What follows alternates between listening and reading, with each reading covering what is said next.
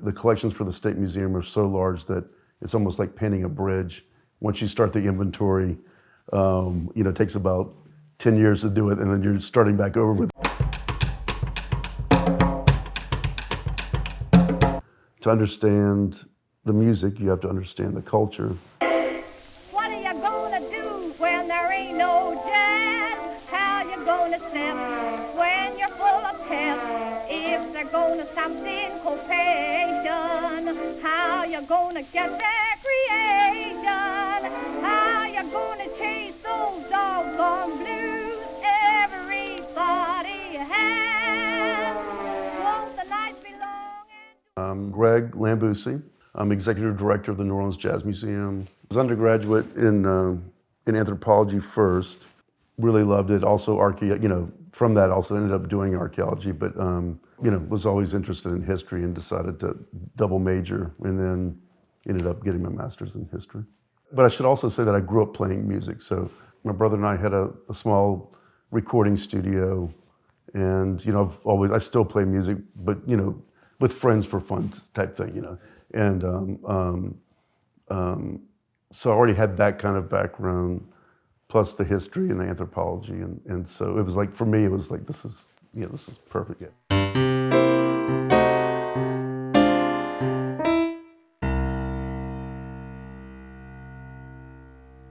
I started at the Louisiana State Museum in '95.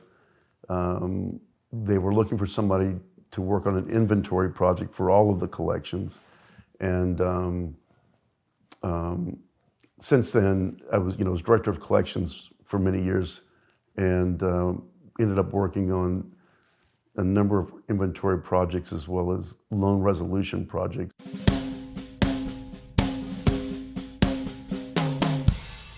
One of the first collections that I inventoried was the jazz collection.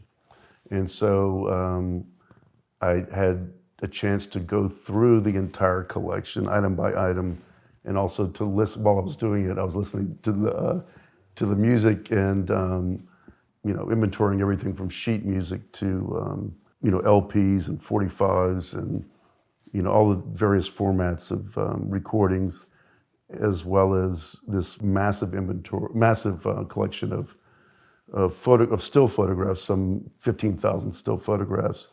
And so that was a really wonderful, item level chance to look at and learn about musicians that you hadn't have heard of before, and also cross-referencing them in other photographs and all that kind of thing. So that was a great experience.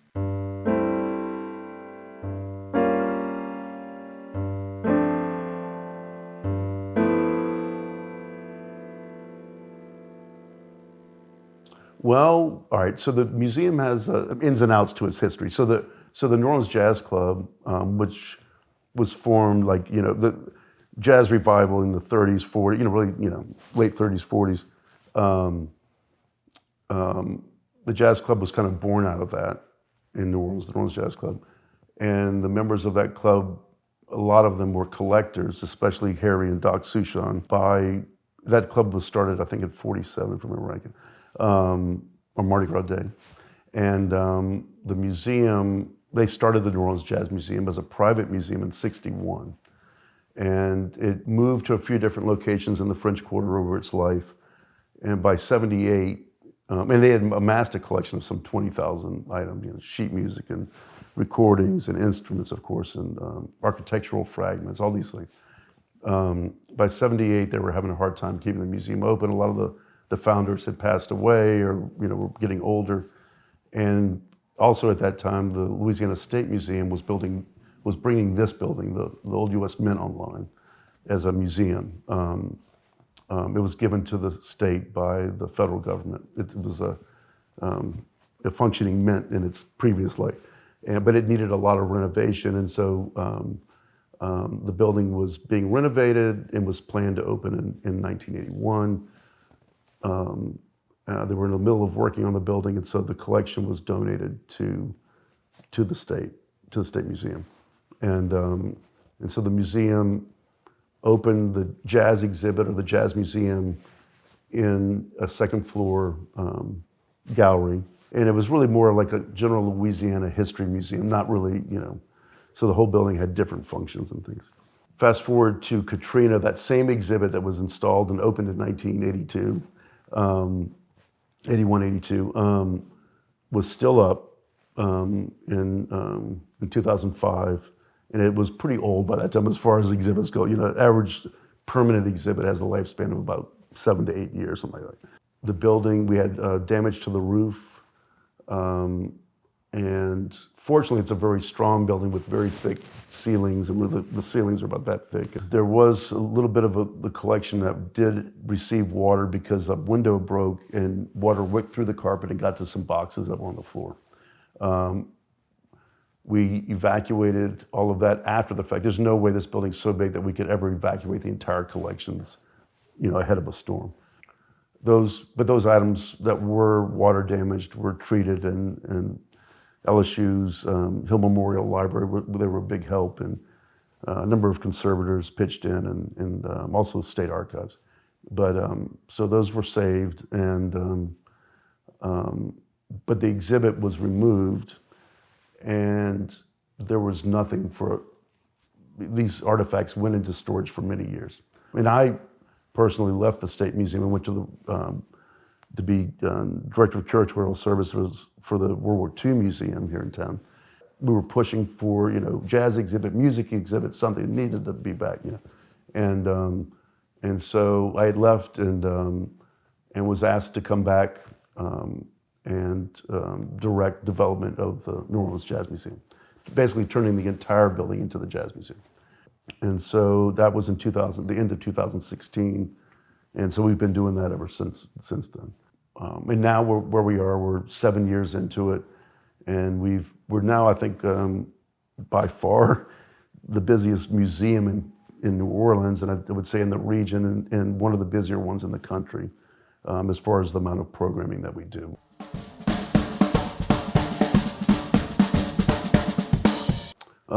I think to start with, the geography is something that's very important. It's in the bend of the Mississippi River in an area that was very swampy, and low ground and all of this. And so the Native Americans who first lived here, this was home to Native Americans who also they chose it as a site for the same reason that the French did, because it has easy access to the river and to the lake through Bayou St. John.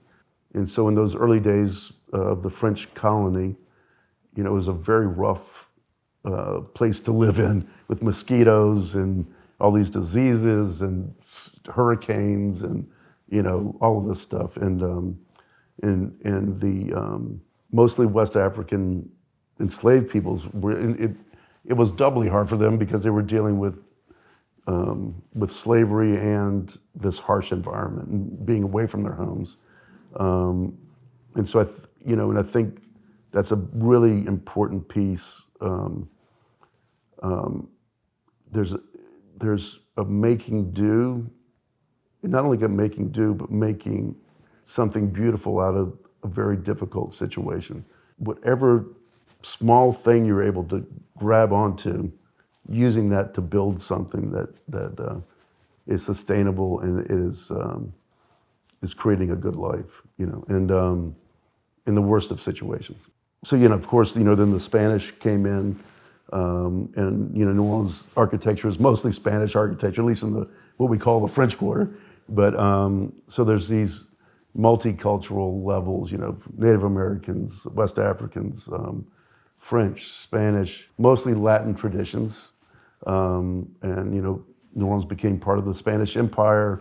There was even here the tail end of the Inquisition was even was happening here in New Orleans, which is strange to think. In America there was the Inquisition, but anyway. So there's all these cultural layers, and on top of that there was also a lot of Germans, a lot of Irish, all of this interplay, and the river played a big part of that, and from the beginning to now, and but especially in the beginnings of jazz.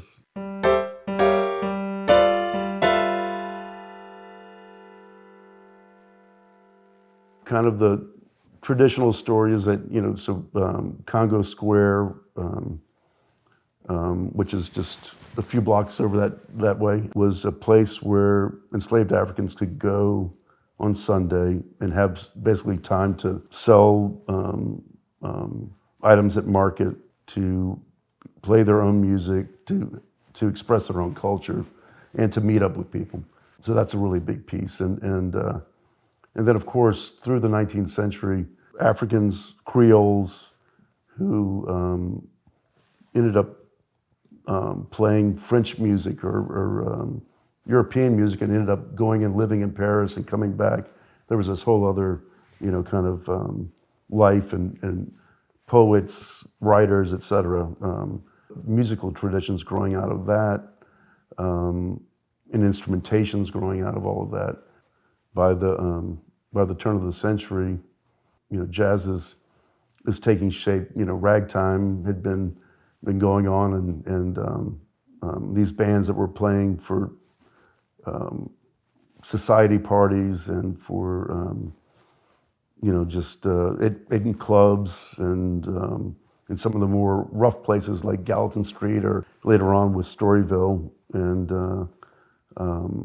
anyway, I'm trying to describe a wide scope, because there was also the opera house, the French opera house. And so there was this whole, universe of music happening in New Orleans, and theater too. There was a pretty robust, there was a number of theaters even in colonial New Orleans. And there was a lot happening. And New Orleans is known, with Mardi Gras, Mardi Gras, I guess, being the top event or series of events, is known for partying. And there's, in every way possible, there's parties. There's always parties, and still today it's just constant. Like tonight, yesterday was when it is. Every night there's a party. But and so there's music for all of these parties. For centuries now, there have been opportunities for music to be in many ways involved in the culture. And so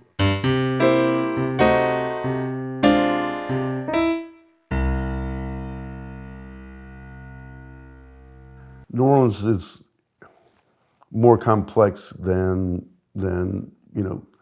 if you start reading about it and looking into the history, it's a rather complex place, and culturally. And so there were many African Creoles that were musicians, violinists, various string instruments and wind instruments, and poets and writers. Like I said, it was that African tradition that really results in the rhythms and sounds of jazz. But that too was a complex, combination of things. But mostly the African rhythms and traditions forming it. Edmund Dede was one of the Creole composers. Louis Moreau Gottschalk, in his time, he was like the Michael Jackson of Star. Composing all these things and traveling worldwide and being fed at every place he went. And we do have a number of artifacts from Gottschalk. But New Orleans, even back then, it was already known for this place as music, and New Orleans, in fact, was a major producer of sheet music. Next to New York and East Coast, it was up until the Civil War was producing was a major producer of sheet music.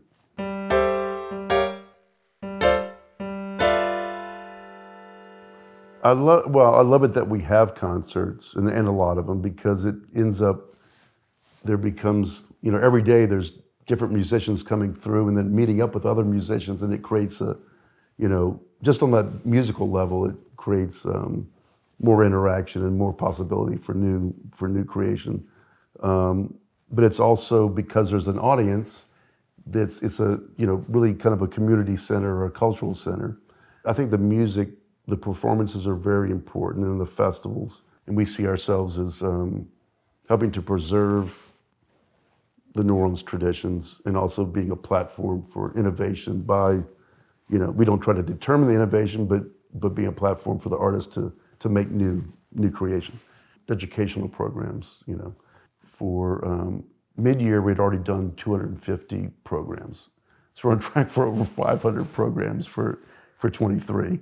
Festivals, we do around 20 festivals annually. For children, summer camps, mini camps. Stanton Moore, the drummer, does three drum camps with us throughout the year. We have our regular Tuesday through Friday free to the public performances in our performance center on the 3rd floor. Every Tuesday at 5, a balcony show. I'm especially proud of our jazz lab. The concept is that it's like a university maker space, like for engineering, where you go in and engineering students can make this or that. We have students that are apprenticed to engineers and are learning about recording, but it's also a place for students to learn about, with the help of Ella Project, to learn about licensing their music and having organizations that come in and help musicians with their taxes,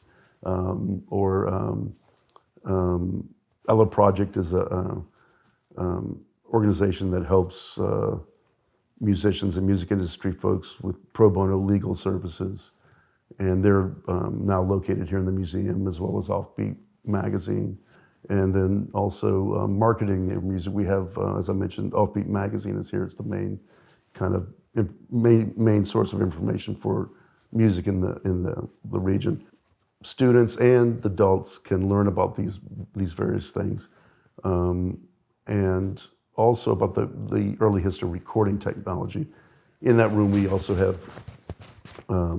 cylinder players and record players, wire recorders, 8-track players, reel-to-reel machines, all of that stuff. And so you can kind of see the evolution of recording technology, an archive of materials that are not necessarily music, but about the history of the region.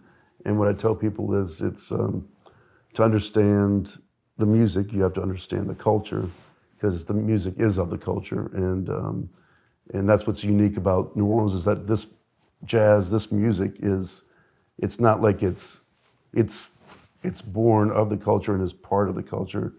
And the only way you're going to really understand its full meaning or its full impact is understand the history and culture of the region.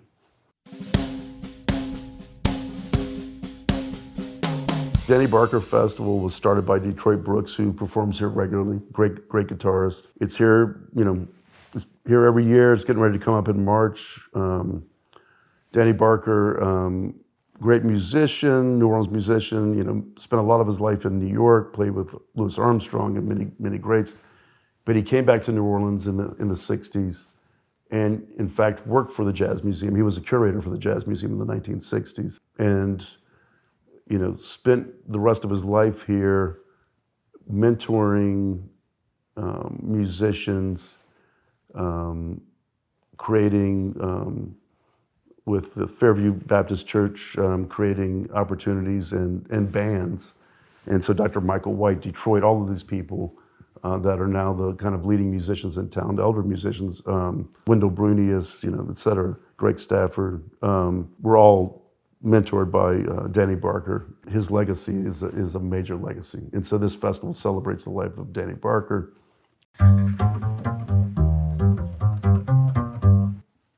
You'll find exhibits. It depends on when you come. We'll have different exhibits on different topics, old and new, and but you'll also experience concerts. There's many free educational programs. In April, you might see French Quarter Fest happening. We're one of the anchor sites for French Quarter Fest. In August, the beginning of August, we're a site for Satchmo Fest, celebrating Louis Armstrong, and Danny Barker in March, etc. The festivals go on and on. But so I guess in general, when you come, you'll experience live music, and you'll have a chance to maybe go to an educational program and check out exhibits, and both learn something and enjoy yourself. What are you gonna do when there ain't no jazz? How you gonna sip when you're full of pep? If they're gonna stop syncopation, how you gonna get recreation? How you gonna chase those doggone blues everybody has? Won't the night more than the darned old Erie. And what are you gonna do with your dear?